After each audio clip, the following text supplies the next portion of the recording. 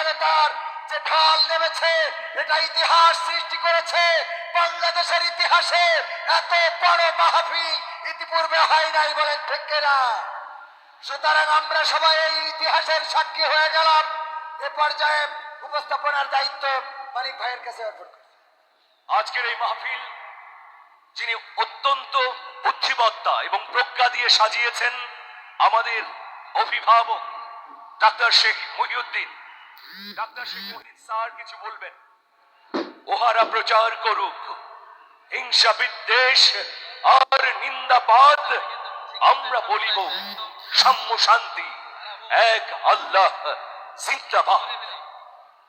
ওহারা চাহুক সংকীর্ণতা পায়রার ক্ষোভ তোমার ক্লেদ, আমরা চাহিব মুক্ত আকাশ উদার আলো।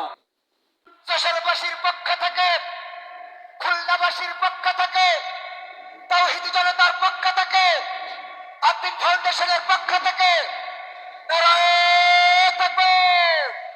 সবাই লাইট উঁচু করে দেখিয়ে দেন।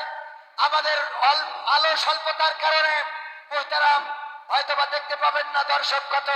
এখন এই লাইট জ্বালানোতে উনি বুঝতে পারছেন লাখো লাখো তাওহীদি জনতার যে ঢল নেমেছে।